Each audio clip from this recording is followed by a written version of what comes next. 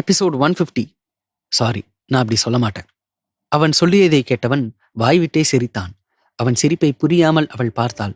அதை உணர்ந்தவன், hello madam, நீங்க உள்ள வந்து என்கிட்ட பேசுனது, அதுக்கப்புறம் எல்லா பொருளையும் அடிச்சு உடைச்சது, இது எல்லாமே சிசிடிவி கேமரால ரெக்கார்ட் ஆயிருக்கு. சரியா?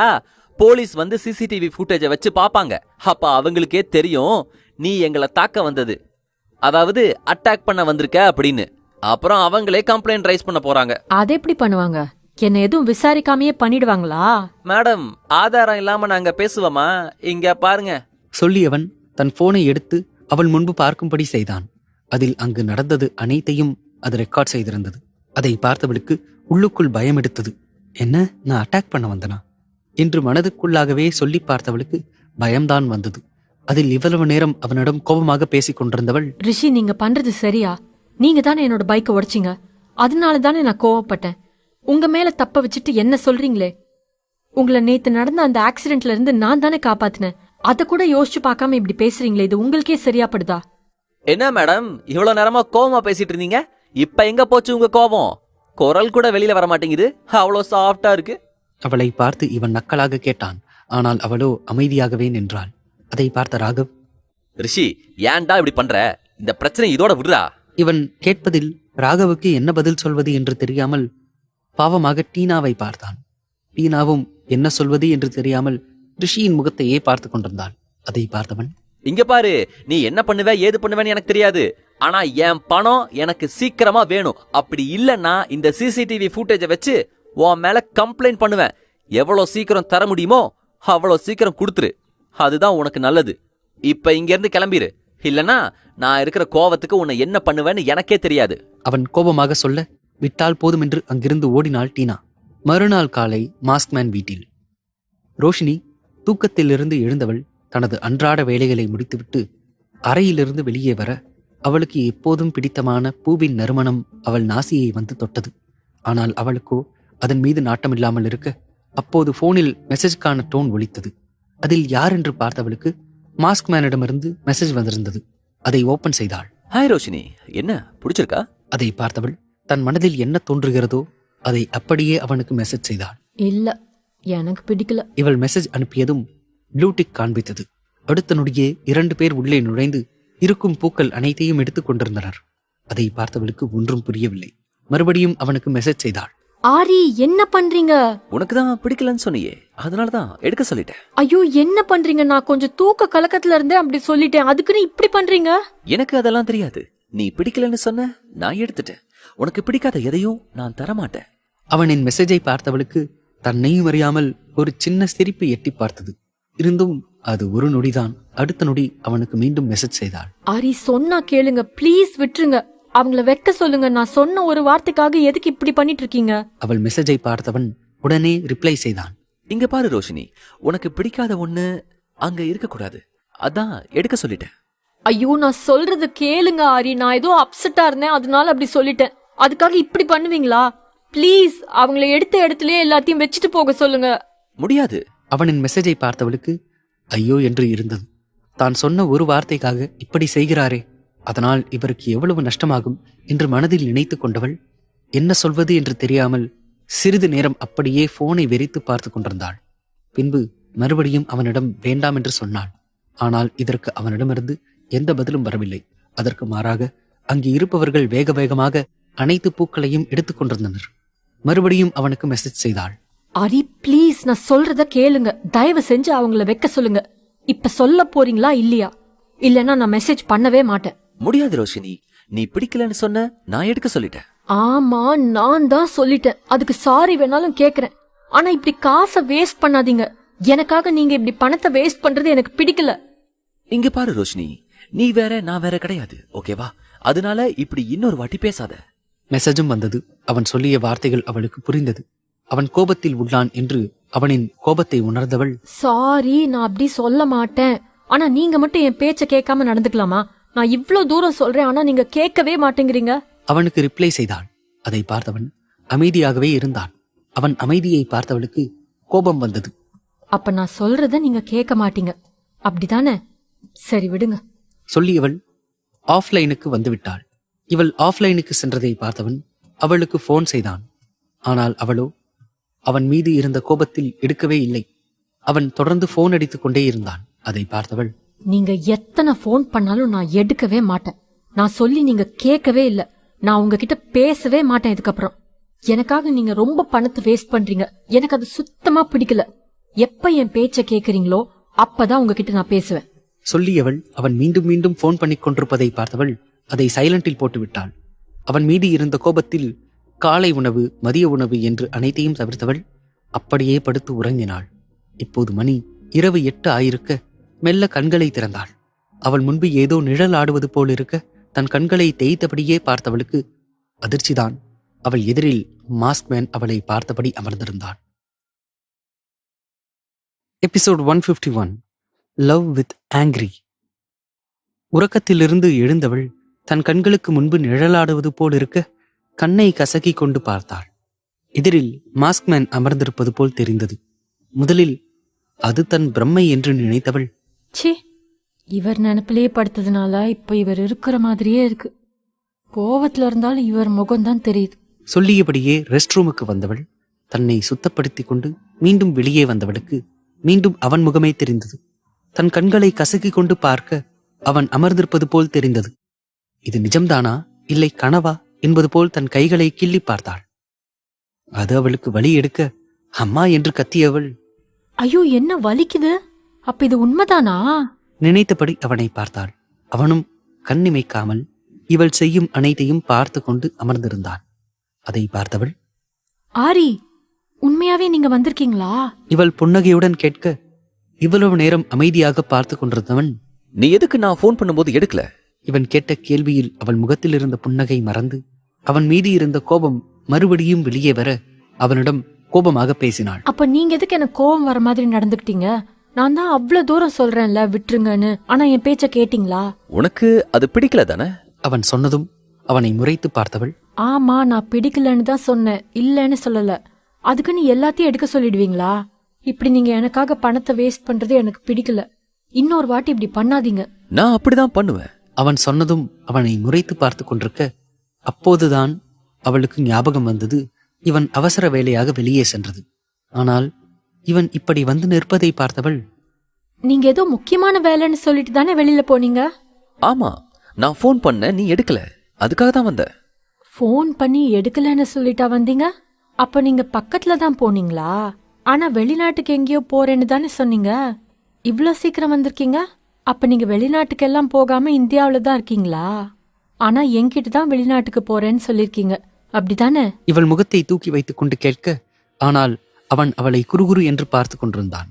அவன் ஆளை விழுங்கும் பார்வையை பார்த்தவள் தட்டு தடுமாறி பேசினாள். எதுக்கு அப்படி பாக்குறீங்க? இப்ப நான் கேட்ட கேள்விக்கு பதில் சொல்லாம இப்படி பார்த்துட்டே இருந்தா என்ன அர்த்தம்? ஆனால் அவனோ அவள் இருந்த பார்வையை விளக்காமல் அவளை பார்த்தபடியே எழுந்தவன் அவளை நோக்கி அடிகளை எடுத்து வைத்தான். அவன் தன்னை நோக்கி வருவதை உணர்ந்தவள் 2 அடி பின்னோக்கி செல்ல துவங்கினாள். ஆனால் அவனும் ஒவ்வொரு அடிகளாக முன்னோக்கி வைத்துக் கொண்டே வந்தான். ஒரு கட்டத்திற்கு மேல் அவளுக்கு சுவர் தடையாக இருக்க அதை உணர்ந்தவள் அங்கிருந்து நகர நினைத்தாள். அதற்குள் அவனின் 2 கைகள் அவளுக்கு தடையாக வந்து நின்றது. அதில் அவன் விழிகளை அவள் பார்க்க அதிலோ கல்வனின் எண்ணம் அப்பட்டமாக தெரிய பெண்ணவளின் கண்கள் சிவந்தன. அவளின் சிவந்த கன்னத்தை பார்த்தவனுக்கு அதை ஆப்பிள் போல் கடித்து தின்ன ஆசை எழுந்தது. ஆனால் அதைவிட அவள் இதழின் மீது அவனுக்கு ஆசை அதிகமாக மெல்லமாக அவள் கண்களை பார்த்தபடி அவன் நெருக்கத்தை பார்த்தவளுக்கு தன்னையும் அறியாமல் கண்கள் மூடியது. அதை உணர்ந்தவன் அவள் இதழ் கொண்டு வருடியபடி இதழ் பொருத்தினான். இவனின் இதழ் வருடலில் பெண் அவளுக்கு தேகம் சிலிர்த்தது. அவளின் மொத்த இதழை கைப்பற்றியவன் அதில் ஒரு இதழுக்கு விடை கொடுத்து ஒரு இதழை தண்டிக்க துவங்கினான். அவன் தண்டனையில் அந்த இதழ் தன்னிடம் இருக்கும் அமிர்தத்தை அவனுக்கு கொடுக்க துவங்கியது. இது தண்டனையா இல்லை காதலா என்பது போலிருந்தது அவனின் இதழ் தந்த மென்மை.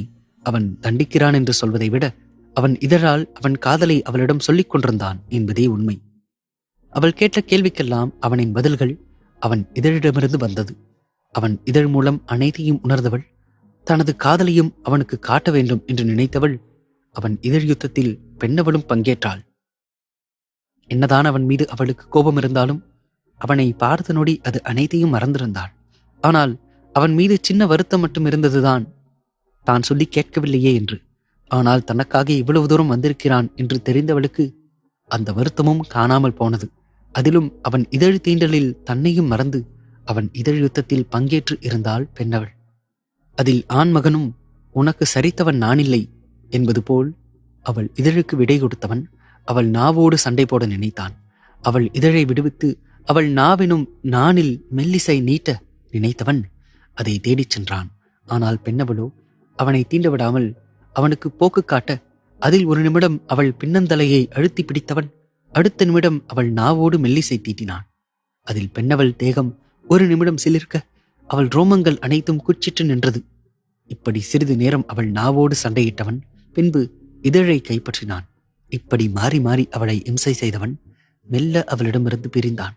ஆனால் அவளோ மேல் மூச்சு கீழ் மூச்சு வாங்கியபடி நிற்க பெண்ணவளின் பெண்மை மேலும் கீழும் இறங்கியது. அதில் ஒரு நிமிடம் தன்னை தொலைத்தவன் கண்கள் இமைக்காமல் சில நொடிகள் பார்த்தான். அதை உணர்ந்தவள் சட்டென்று திரும்பி நிற்க அவளை பின்னாலிருந்து இறுகி அணைத்தவன் அவள் காதோரம் வந்து அதில் மெல்லிய முத்தங்களை பதித்தபடி அவளிடம் பேசினான். இனி நான் ஃபோன் பண்ணா எடுக்காம இருப்பியா? அவளோ இவனின் நெருக்கத்தில் உடலில் ரசாயன மாற்றங்கள் ஏற்பட அதில் சினுங்கியபடியே தலையாட்டினாள். இனி நடக்காது என்பது போல்.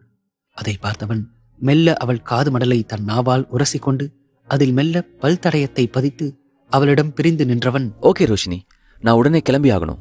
இப்பவேயா? ஏக்கமாக கேட்டதால் அவனும் ஆமாம் என்பது போல் கண்ணசைதவன் அறையிலிருந்து வெளியே வந்தான். இவன் வெளியே வருவதற்கும் வீட்டுக்குள் ஒருவன் வருவதற்கும் சரியாக இருந்தது. அவனை பார்த்தவன், எல்லாம் ரெடியா இருக்கா?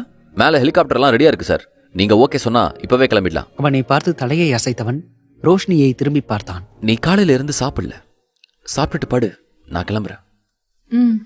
சரி, நானும் மேல வரட்டுமா? அதை கேட்டவன் சரி என்பது போல் தலையாட்டினான். பின் அவனுடன் மேலே சென்றவன் அவன் ஹெலிகாப்டரில் ஏறும் வரை அவனை ஏக்கமாக பார்த்து கொண்டிருந்தாள். அவன் ஏறியவுடன் அது மேலே பறக்க துவங்கியது. அதிலிருந்து வந்த காற்றில் அவள் கற்றை முடிகள் பறக்க அதை பார்த்தவனுக்கு அவளை விட்டு செல்ல மனமே இல்லாமல் அவளை பார்த்து கொண்டே இருந்தான். இவளும் அவனை விட்டு பிரிய மனமில்லாமல் அவனை பார்த்து கையசைத்தாள். எபிசோட் 152. ரோஷினி காணவில்லை. சிட்டியில் ஒரு கைவிடப்பட்ட கட்டிடத்தின் அறையில் சுற்றி பிணமாக நிறைய ஆட்கள் இருந்தனர். ஒருவன் இரத்த வெள்ளத்தில் மண்டியிட்டிருக்க அவனை நெற்றியில் துப்பாக்கி முனையை வைத்துக்கொண்டு ருத்ரமூர்த்தியாக நின்றிருந்தான் மாஸ்க்மேன். அவன் அருகில் ரிஷி இருக்க மறுபக்கம் ரோஷினி கைகளில் சிறு சிறு சிராய்ப்புகளும் உடம்பில் காயங்களுடன் நின்றிருந்தாள். மண்டியிட்டு நிற்கும் ஆள் யார்? இன்று காலை ரோஷினி எப்போதும் போல காலை எழுந்தவுடன் அவனைத்தான் தேடுவாள். பின்னர் எழுந்து குளித்து முடித்துவிட்டு கீழே வந்தாள் மாஸ்க்மேனை தேடி. ஆனால் இன்று அவன் வீட்டில் இல்லை. அப்போதுதான் அவன் நேற்று கிளம்பி சென்றது நினைவுக்கு வந்தது. அவன் இல்லாமல் ரோஷினிக்கு உண்ண பிடிக்கவில்லை. அப்படியே தோட்டத்தில் வந்து அமர்ந்து கொண்டாள். தோட்டத்தில் அமர்ந்திருப்பதை தூரத்தில் உயரமான கட்டிடத்திலிருந்து ஒருவன் கண்காணித்துக் கொண்டிருந்தான். அந்த வீட்டில் என்னென்ன நடக்கிறது, யார் யார் வந்து செல்கிறார்கள் என்று அவன் முழுமையாக நோட்டமிட்டுக் கொண்டிருந்தான். முக்கியமாக ரோஷினியை. இதெல்லாம் ரோகனின் திட்டம்தான். எப்படியாவது ரோஷினியை கடத்தி கொண்டு வர வேண்டும் என்பதில் குறிக்கோளாக இருந்தான். அன்று அவளின் காரை ஃபாலோ செய்து கொண்டு வந்தவன் வீட்டை கண்டுபிடித்துவிட அதை ரோகனிடம் சொல்லிவிட்டான். அன்றிலிருந்து ஒவ்வொருவரும் தகவலை சேகரிக்க தொடங்கினார்கள். கிட்டத்தட்ட ஒரு வாரமாக இதுதான் அவர்களின் முழு நேர வேலையாகவே இருந்தது. கடைசியில் கிடைத்தது என்னவோ சின்ன சின்ன தகவல்தான். அந்த வீட்டின் உரிமையாளரை பற்றி. ரோஷினி அங்கு வந்து யாருடன் இருக்கிறாள் என்று எந்த ஒரு தகவலும் கிடைக்கவில்லை. அவளை கடத்த அந்த வீட்டிற்குள் நுழைவது என்பது தன்னோட சாவுக்கு தானே எழுதி கொள்வது என்ற உண்மை அவர்களுக்கு புரிந்தது. கடைசியில் ரோகனுக்கு புரிந்து போனது, ரோஷினி இதோ ஒரு முக்கிய புள்ளியின் பாதுகாப்பில் தங்கி இருக்கிறாள் என்று. அவனுக்கு மாஸ்க்மேன் பற்றி துளியும் தெரியாது.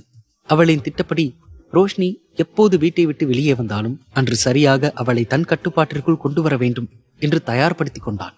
அதற்காகத்தான் அவளின் ஒவ்வொரு அசைவுகளையும் கண்காணிக்க ஒரு ஆளை நியமித்திருந்தான்.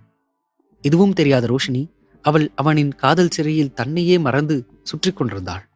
ரோஷினி இப்போதெல்லாம் முழுமையாக அவளின் ஆரியை பற்றி மட்டும்தான் யோசிக்கிறாள்.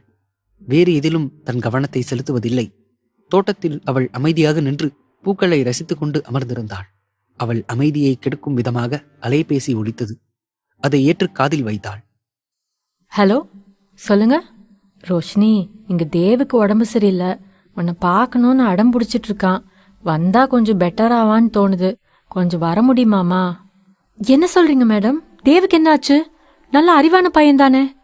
தெரியலம்மா, நேத்து விளையாடிட்டு இருந்தப்ப கீழே விழுந்துட்டான். பெருசா அடியெல்லாம் எதுவும் இல்ல, சின்னதா தான் காயம். காலையில பார்த்தா ஜுரம் வந்துடுச்சு. என்ன ஏதுன்னு டாக்டர் வந்து பார்த்துட்டு ட்ரீட்மெண்ட் கொடுத்துட்டு இருந்தாரு.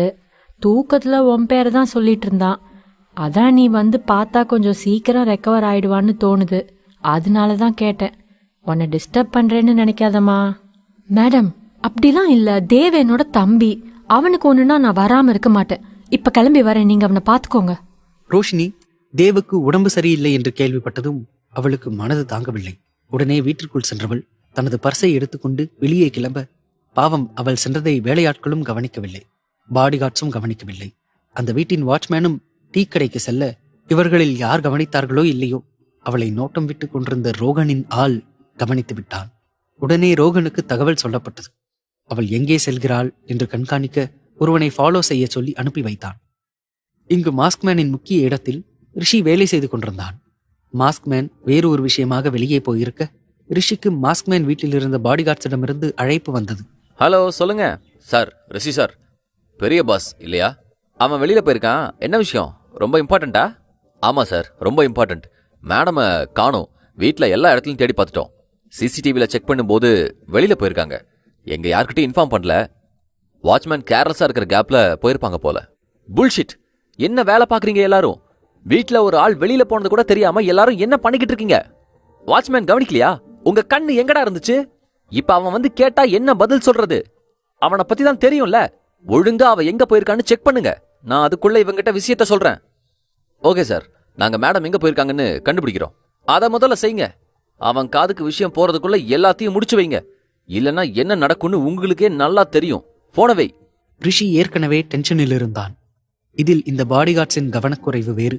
அவனின் மொத்த கோபமும் ரோஷினியின் மீது திரும்பியது. மனதில் நினைத்து கொண்டவன் தனது வேலையை தொடர்ந்தான். சிறிது நேரத்தில் மாஸ்க்மேன் தனது வேலையை முடித்துக்கொண்டு அங்கு வந்து சேர்ந்தான். ரிஷி அங்கே வீட்டில் நடந்த எதையும் இங்கே அவனிடம் சொல்லவில்லை. வேலை முடிஞ்சுச்சா? வரலையா? முடிஞ்சிச்சு. நீ வெளியில போன அந்த வேலை முடிஞ்சுதா? இருவரும் அன்று மாலை வரை தங்களின் வேலைகளை பார்த்து கொண்டிருந்தனர். அனைத்தும் முடித்துவிட்டு மாஸ்க்மேன் கிளம்ப ரிஷிக்கு அழைப்பு வந்தது. மாஸ்க்மேனின் பாடிகார்ட்ஸ் தான். சார், ரோஷினி மேடம் எங்க போனாங்கன்னே தெரியல. நாங்க தேடி பார்த்துட்டோம், எங்கேயுமே இல்ல. இப்ப என்ன பண்றது? இப்ப வந்து என்கிட்ட கேளுங்கடா. அவன் வீட்டுக்கு கிளம்பிட்டான். அவனுக்கு என்ன சொல்றது? அவ மேல அவ்வளவு பைத்தியமா இருக்கான். கண்டிப்பா அவ கிடைக்கலன்னா நீங்க யாரும் உயிரோட இருக்க மாட்டீங்க. இதுக்கு மேல அவன்கிட்ட சொல்லாம இருக்க முடியாது. நான் சொல்ல போறேன். அழைப்பை துண்டித்துவிட்டு ஒரு பெரும் மூச்சை இழுத்து விட்டான். அவனுக்கு இப்போதுதான் தோன்றியது, இவனிடம் முன்பே அவள் வெளியே சென்றிருப்பதை சொல்லியிருக்க வேண்டும் என்று.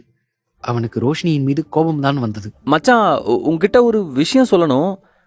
அது வந்து ரிஷி ரோஷினி காணாமல் போனதை பற்றி சொல்ல தயங்கினான். என்ன விஷயம்? சொல்லு. என்ன தப்பு பண்ண? அது வந்து ரோஷினிக்கு என்னாச்சு? அவன் தீயாக முறைக்க ரிஷி பதற்றமானான்.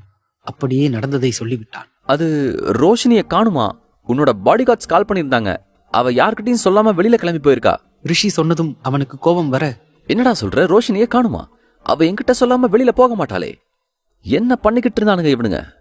அது வந்து சாரிடா, அவ காலையிலே கிளம்பி போயிட்டா. நான் தான் கொஞ்சம் அஜாக்கிரதையா விட்டுட்டேன். எங்க போயிட போறா, வந்துருவான்னு எனக்கு ஒரு சின்ன த்ரெட் இருந்துச்சு. இருந்தாலும் பெருசா எதுவும் பிரச்சனை இல்லைன்னு உங்ககிட்ட சொல்லல. உனக்கு அவளை பிடிக்கலங்கிறதுக்காக அவளோட சேஃப்டியில விளையாடிக்கிட்டு இருக்க. நான் உங்ககிட்ட இருந்து இதை எதிர்பார்க்கல ரிஷி. அவ மட்டும் திரும்ப எனக்கு கிடைக்கலன்னா யாரா இருந்தாலும் விட மாட்டேன். நான் வரேன்.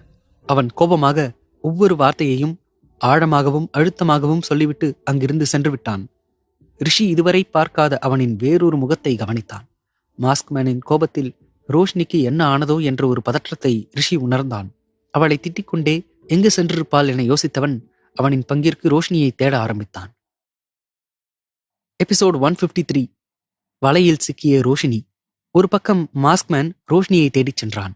அவனின் ஆட்களும் தகவலை பரிமாறிவிட்டு அனைத்து சிசிடிவி கேமராக்களையும் கண்காணிக்க ஆட்களிடம் உத்தரவிட்டான். அதே சமயம் ரிஷி ரோஷினியின் மொபைல் சிக்னலை ட்ராக் செய்து தேடி பார்த்து கொண்டிருந்தான்.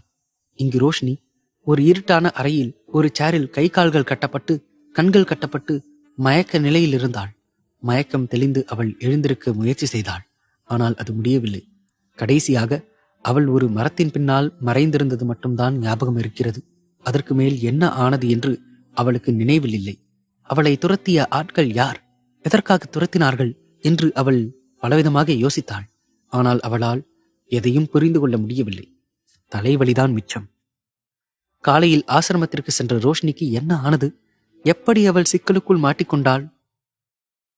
12 மணி நேரத்திற்கு முன்பு ரோஷினி தேவுக்கு உடம்பு சரியில்லை என்று சொன்னதும் அவள் மனம் தாங்காமல் அங்கு சென்று அவனை பார்க்க கிளம்பிவிட்டாள்.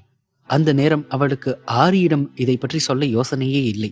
வேகமாக கிளம்பியவள் ஒரு டாக்ஸியில் ஏறி நேராக சென்றது ஆசிரமத்திற்குத்தான். உள்ளே சென்றவள் நேராக தேவிற்கும் அறைக்குத்தான் சென்றாள்.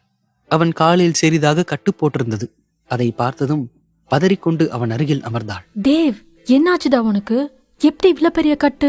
உனக்கு ஜுரம் வேற இருக்குன்னு சொன்னாங்க. பேசிக்கொண்டே அவன் நெற்றியில் கை வைத்தவள் என்று அவள் பேசிக்கொண்டிருக்க, ஆனால் தேவ் எதுவும் பேசவில்லை. அவனுக்கு பேசும் அளவிற்கு உடம்பில் சத்தும் இல்லை. அக்கா, அண்ணாக்கு ஜுரம்னு உனக்கு யார் சொன்னது? மேரி மேடம் தான். அண்ணாக்கு டாக்டர் வந்து ட்ரீட்மெண்ட் கொடுத்தாங்களா? கொடுத்தாங்க. 2 ஊசி போட்டாங்க. பாவம், அண்ணாக்கு வலிக்கும்ல. நான் தான் அதை பார்த்து அழுதுட்டேன். அப்படியா செல்லக்குட்டி, பயந்துட்டீங்களா? சரி சரி, ஒன்னும் இல்ல, அண்ணாக்கு சரியாயிடும். அண்ணாக்கு எப்படி இவ்வளவு பெரிய அடிபட்டுச்சுன்னு பாப்பாக்கு தெரியுமா? தெரியும். முந்தானேத்து ஒரு 4 பேர் வந்தாங்க பெரிய கார்ல. பாக்குறதுக்கே பயங்கரமா இருந்தாங்க. மேரி பாட்டிக்கிட்ட ஏதோ பேசிக்கிட்டு இருந்தாங்க. அண்ணா திடீர்னு அங்க போனா அவங்க அண்ணாவை பிடிச்சி கீழே தள்ளி விட்டுட்டாங்க. அப்புறம் மேரி பாட்டிய மிரட்டிட்டு இங்க இருந்து போயிட்டாங்க. அண்ணா கீழே விழுந்ததுல கல்லுப்பட்டு அடிபட்டுடுச்சு.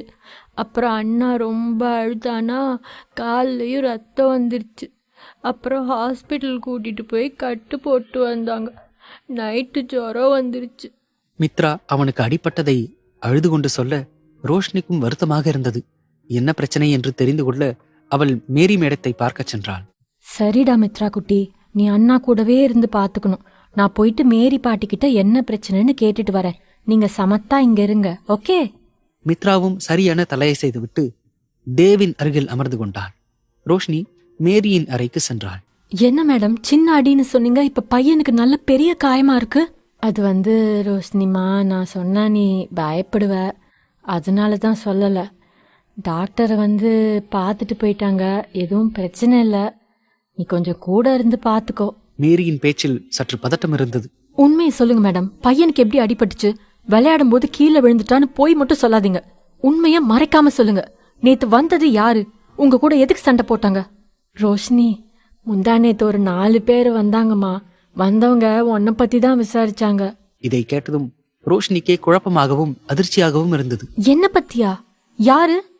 எதுக்காக விசாரிச்சாங்க? மேரி நேற்று முன்தினம் நடந்த நிகழ்வை சொல்ல ஆரம்பித்தார். மாலை நேரம். ஒரு காரில் 4 பேர் ஆசிரமத்திற்குள் வந்து இறங்கினர். நேராக ஆபீஸ் அருகே வந்தனர். வாங்கப்பா, யார் நீங்க? என்ன வேணும்? வாங்க தம்பி, என்ன விஷயம்?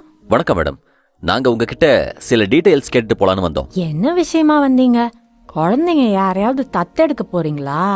ஆனா உங்களை பார்த்தா அப்படி தெரியலையே. ஒரு லேடி கூட வரலையே. எங்களுக்கு இந்த பொண்ணை பத்தி தெரிஞ்சுக்கணும் என்று ரோஷினியின் புகைப்படத்தை காண்பித்து அவன் கேட்க, அட, இது நம்ம ரோஷினி. உங்களுக்கு எதுக்கு இந்த பொண்ணு பத்தின தகவல் தெரியணும்? யார் நீங்க? உங்களுக்கு அது தேவையில்லாதது. எங்களுக்கு இந்த பொண்ணு வேணும். நாங்க சொல்றத கேட்டா உங்களையும் உங்க ஆசிரமத்துல இருக்கிற குழந்தைகளையும் சும்மா விட்டுடுவோம்.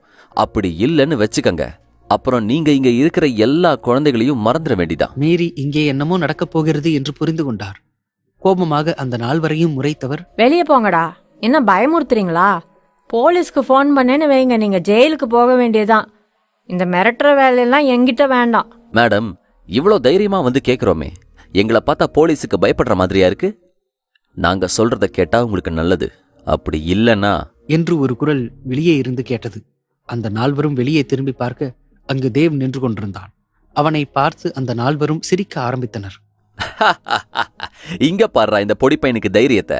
நம்ம சொல்றது இந்த மேடத்துக்கு புரியல போல, இப்ப புரியும் பாரு. அவன் அப்படி சொல்லிவிட்டு தேவிடம் நெருங்கியவன் அவனை ஒரே கையால் தூக்கி நிறுத்தினான். அப்படியே அந்த அறையை விட்டு வெளியே வீச தரையில் விழுந்து கிடந்தான் தேவ்.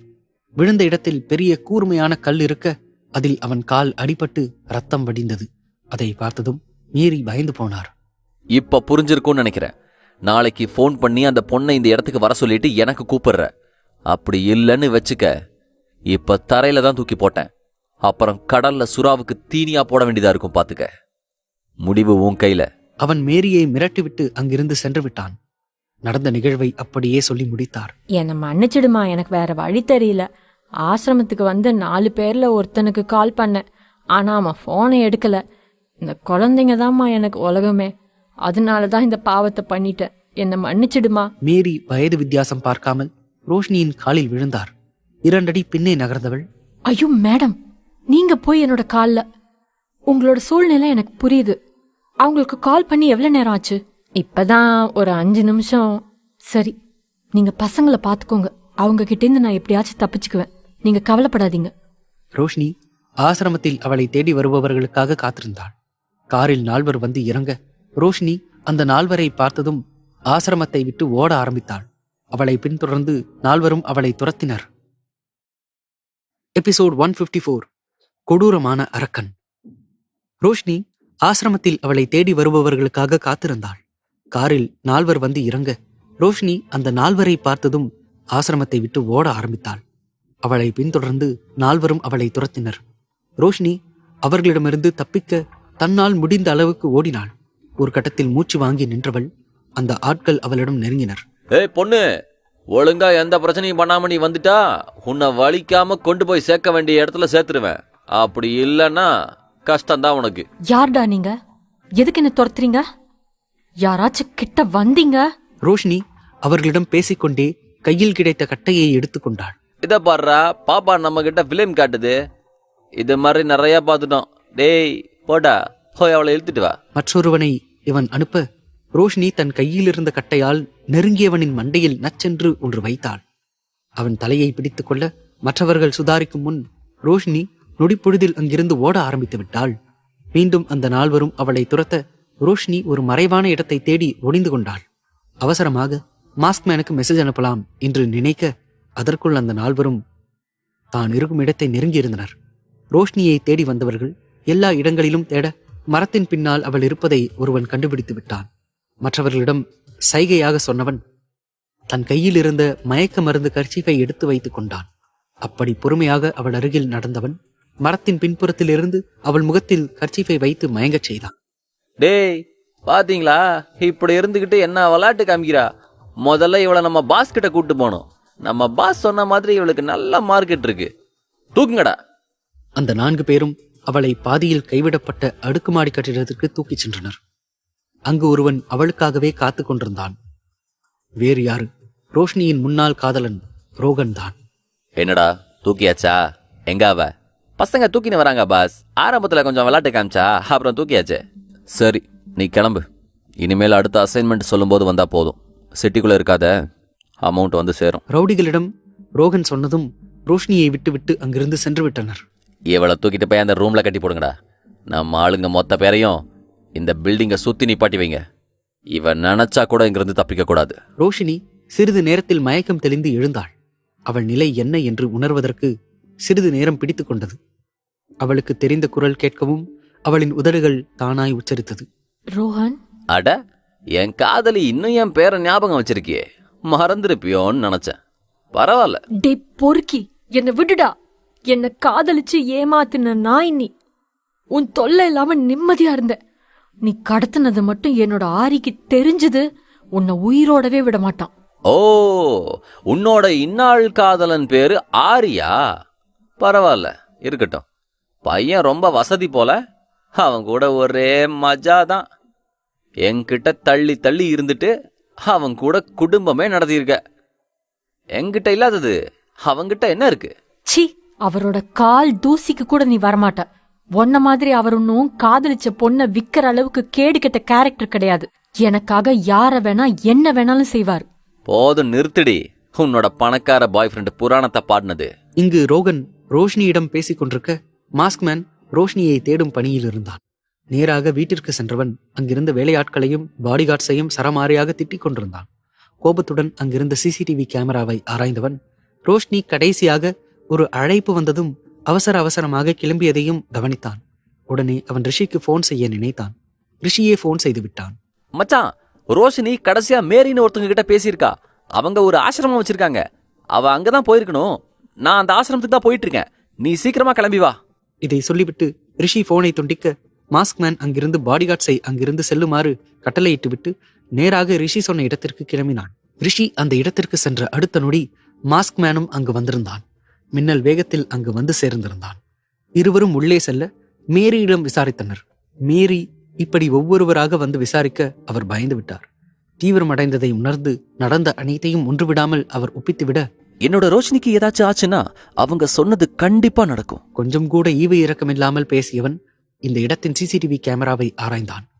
அதில் 4 முகம் பதிவாகி இருக்க ரிஷிக்கு அடுத்து என்ன செய்ய வேண்டும் என்று புரிந்தது. உடனே தனது ஆட்களிடம் அவர்களின் புகைப்படத்தை அனுப்பி வைத்தான். அடுத்த அரை மணி நேரத்தில் அவர்கள் இருக்கும் இடம் தெரிந்துவிட்டது. ஆசிரமத்தை விட்டு மாஸ்க்மேன் செல்லும் முன் துப்பாக்கி எடுத்து மேரியின் முன் நிறுத்தியவன் அவன் என்ன யோசித்தான் என்று தெரியவில்லை. அங்கிருந்து திரும்பி பார்க்காமல் சென்று விட்டான். மேரிக்கு அப்போதுதான் மூச்சு வந்தது. மச்சான், அந்த 4 பேரை புடிச்சிட்டாங்க. விசாரிச்சதுல இங்கிருந்து 10 கிலோமீட்டர் தள்ளி ஒரு அன்பினிஷ்டு பில்டிங் இருக்கு. அங்கதான் வச்சிருக்காங்க. ரிஷி சொல்ல மாஸ்க்மேன் அவனுக்கு எந்த பதிலும் அளிக்கவில்லை. அவன் சொன்ன இடத்திற்கு இவர்களின் கார் 5 நிமிடத்தில் வந்து நின்றது. மாஸ்க்மேனின் ஆட்கள் அந்த கட்டிடத்தை சுற்றி வளைக்க ஒருவனை சுட்டுவிட்டான். அந்த சத்தம் மற்றவர்களுக்கு கேட்க, டே முண்டோம், இது ஆன் டைம் சைலன்சரை மாட்டுடா. திட்டியவுடன் தான் மற்ற அனைவரும் துப்பாக்கியில் சைலன்சரை மாட்டிக்கொண்டனர். அதிரடியாக மாஸ்க்மேனின் ஆட்கள் கட்டிடத்திற்குள் நுழைய ஈவி இரக்கம் பார்க்காமல் கொன்று கொண்டிருந்தனர். இங்கு ரோகன், என்ன ரோஷினி, முன்ன விட நீ இன்னும் அழகா இருக்க. எல்லாம் நியூ பாய் ஃப்ரெண்டோட மாயமா? உன்னோட அந்த உடம்போட ஸ்ட்ரக்சர் என்ன அப்படியே இழுக்குது. உன்னை காதலிக்கும் போதே உன்னை அடையணும்னு நினைச்சேன். ஆனா நீ கொஞ்சம் கூட எனக்கு இடமே தரல. மும்பைக்கு கூட்டிட்டு வந்த, அப்பையும் என்கிட்ட சிக்காம தப்பிச்சிட்ட. இனிமேல் நீ தப்பிக்கவே முடியாது.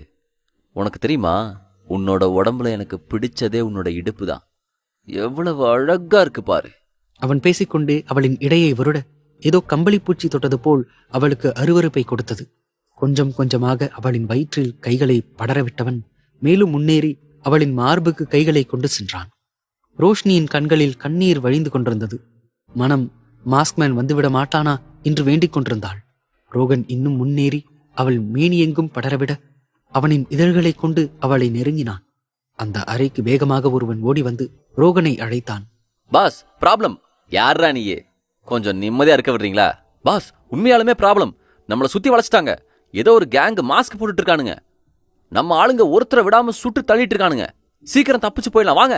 அவன் சொல்லிக் கொண்டிருக்கும் போதே அவன் நெற்றி பொட்டில் புல்லட் தொலைத்திருந்தது. ரோகன் பதற்றத்துடன் அந்த அறையில் இருக்கும் ஆட்களை யாரென பார்க்கச் செல்ல, அதற்குள்ளாகவே மாஸ்க்மேனின் ஆட்கள் அந்த அறையில் இருந்த ரோகனை தவிர மற்ற ஆட்கள் அனைவரையும் சுட்டுக் கொண்டிருந்தனர். ரோகன் என்ன நடந்தது என யோசிக்கும் முன்னமே அனைத்தும் நடந்து முடிய மாஸ்க்மேனின் ஆட்கள் அவனை அடித்து துவைத்துக் கொண்டிருந்தனர். அவன் முகமெங்கும் ரத்தம் விழிய கொஞ்சம் கூட கருணை காட்டாமல் அடித்து மிதித்துக் கொண்டிருந்தனர். மாஸ்க்மேனும் ரிஷியும் உள்ளே வந்தனர். அங்கு நாற்காலியில் கட்டப்பட்டிருந்த அவளை அவிழ்த்து விட்டவன் அவள் உடலை பரிசோதித்தான். சின்ன சின்ன சிராய்ப்புகள், காயங்கள் ஏற்பட்டிருக்க அவளுக்கு எதுவும் ஆகவில்லை என்று தெரிந்ததும் நிதானமடைந்தான். தனது ஆட்களை போதுமென்று நிறுத்த சொன்னவன் ருத்ரமூர்த்தியாக ரோகனின் முன் சென்று நின்றான். இரத்த குளமாக ரோகனின் உடலெங்கும் காயம் ஏற்பட்டிருக்க மயக்க நிலையில்தான் மண்டியிட்டிருந்தான். அதிக கோபத்துடன் தன் கையில் இருந்த துப்பாக்கியை எடுத்து அவன் நெற்றியில் வைத்தான் மாஸ்க்மேன். எபிசோட் 155. நம்ம குழந்தைக்கு. ருத்ரமூர்த்தியாக ரோகனின் முன் சென்று நின்றான். இரத்த குளமாக அவன் உடலெங்கும் காயம் ஏற்பட்டிருக்க மயக்க நிலையில் மண்டியிட்டிருந்தான் ரோகன். கோபத்துடன் தன் கையில் இருந்த துப்பாக்கியை எடுத்து அவன் நெற்றியில் வைத்த மாஸ்க்மேன் பேச ஆரம்பித்தான். டேய், how did you touch my girl? She is mine. Rohini மேல யாராவது கைப்பட்டிருந்தாலே வெட்டி எடுத்திருப்பேன். நீ அவளை கடத்திட்டு இருக்க. உன்னை என்ன பண்ணலாம்? உன் உயிரை எடுத்துறவா? என்னோட ரோஷினிக்கு தொந்தரவா எதுவும் இருக்கக்கூடாது. அந்த மயக்க நிலையிலும் ரோகன் பேச ஆரம்பித்தான். நீ என்ன வேணாலும் பண்ணிக்க, ஆனா இத கேளு. அவ நான் மிச்சம் வச்சவ. உனக்கு அவ முதல் இல்ல. ரோகன் இப்படி ரோஷினியை பற்றி தவறாக சொல்லவும் மாஸ்க்மேனின் கோபம் இன்னும் அதிகமானது.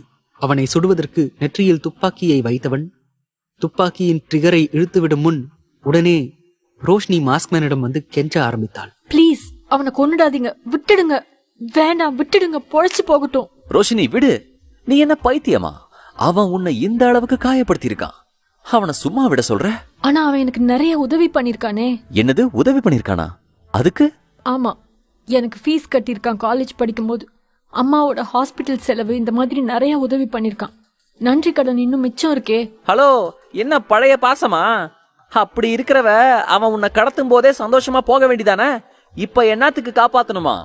ரிஷி நக்கலாக ரோஷினியிடம் கேட்க மாஸ்க்மேன் ரிஷியை முறைத்தான். என்னப்பா என்ன பாக்குற? உண்மைதானே? இன்னும் அவன் மேல பழைய லவ் இருக்கோ என்னமோ, யாருக்கு தெரியும்? சிறிதாக ரிஷி கொளுத்தி போட ரோஷினிக்கு ரிஷி பேசியது கோபத்தை உண்டாக்கியது. இருந்தாலும் அவள் அவனின் ஆரியை பார்க்க அவனின் முகம்தான் எந்த உணர்ச்சியுமே காட்டுவது இல்லையே, கோபத்தை தவிர. அவன் மேல எனக்கு எந்த ஃபீலிங்ஸும் இல்ல. எனக்கு உதவி செஞ்சதுக்கு நன்றி கடன், அது மட்டும்தான். இப்ப இவனை உயிரோட விடலைன்னா நான் சாகர வரைக்கும் இதை என்ன உறுத்திக்கிட்டே இருக்கும். ப்ளீஸ் ஆரி, எனக்காக. முடியாது ரோஷினி, என்னோட பொறுமைக்கும் கோபத்துக்கும் ஒரு அளவு இருக்கு. ஆனா உன்னோட விஷயத்துல எனக்கு பொறுமை ரொம்ப கம்மி. இவனை கொன்னாதான் என்னோட ஆத்திரம் அடங்கும். இவனை விட்டு வச்சா என்னால நிம்மதியா இருக்க முடியாது. ப்ளீஸ் இந்த ஒரு தடவை எனக்காக விட்டுடுங்க ஆரி. ப்ளீஸ் ஆரி, எனக்காக. மாஸ்க்மேனுக்கு அவள் இவ்வாறு கெஞ்சுவது சுத்தமாக பிடிக்கவில்லை. இருந்தாலும் அவளின் விருப்பத்திற்கு இணங்க அவன் நெற்றியிலிருந்து துப்பாக்கியை எடுத்தான். மாஸ்க்மேன் வேண்டாம் என்று சொன்னது ரிஷிக்கு கடுப்பானது. அதனால எதுவும் பண்ண முடியாது, விடு. இனிமேல் ரோஷினிக்கு தடங்களா இல்ல. நீ ரோஷினிய நினைச்சா கூட உன்னை உயிரோட எரிச்சிடுவேன். பொழைச்சு போ. ரோகனை மிரட்டிவிட்டு அவன் மார்பின் மீது கால் வைத்து எட்டி உதைத்தான் மாஸ்க்மேன். அவன் 2 அடி தள்ளி போய் விழ ரிஷியும் தன் பங்கிற்கு அவனை 2 மிதி மிதித்தான்.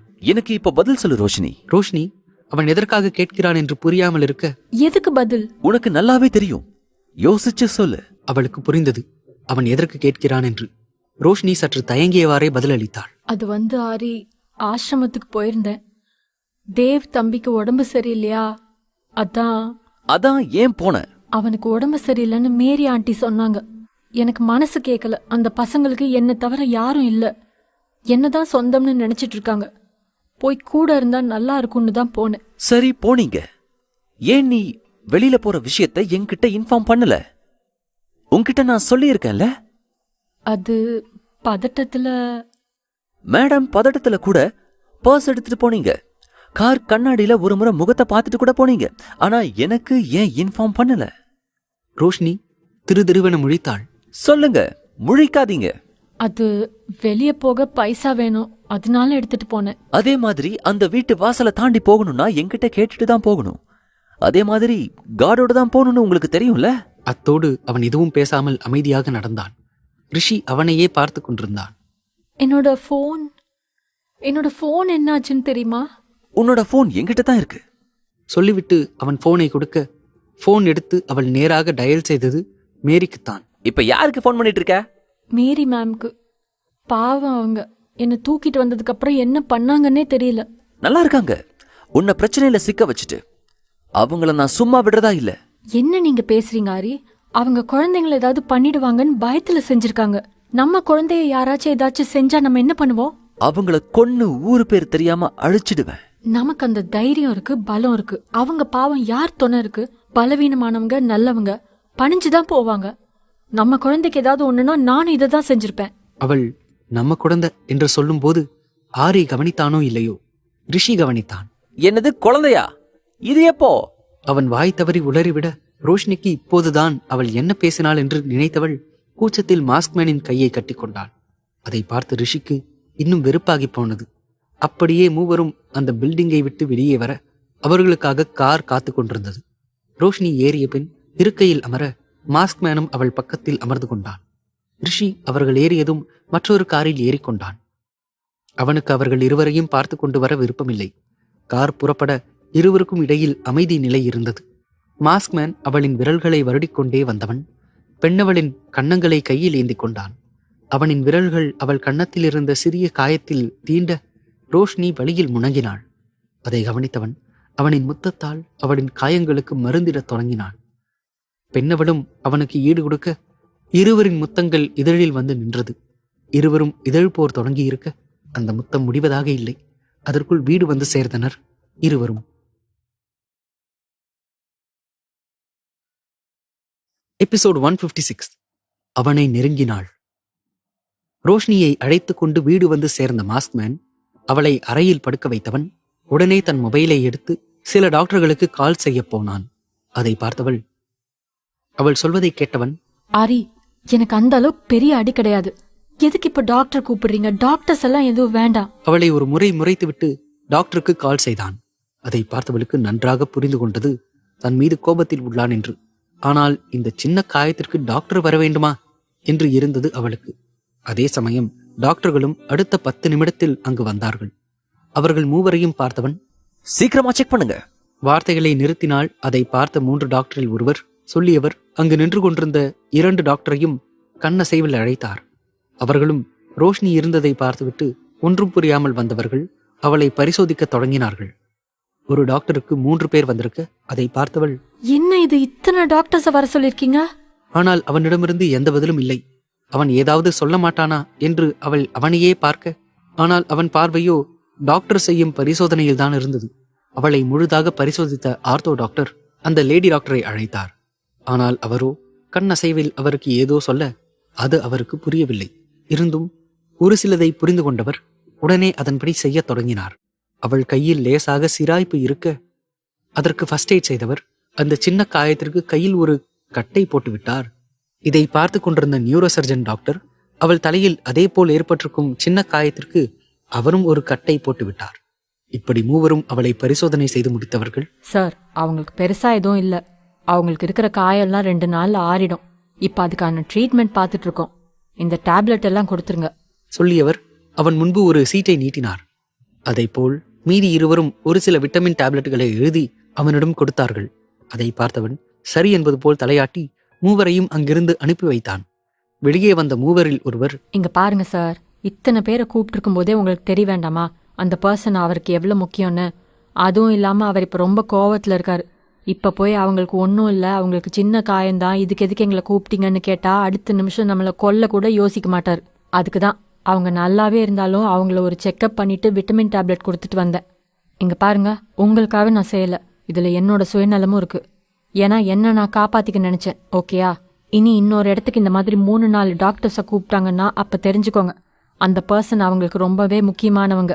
அப்ப அவங்கள நம்ம எந்த அளவுக்கு கேர் பண்ணி ட்ரீட்மெண்ட் கொடுத்து பாத்துக்கணும்னு. இதான் பேசிக். இது தெரிஞ்சாலே போதும். ஓகே, எனக்கு டைம் ஆயிடுச்சு, பாய்.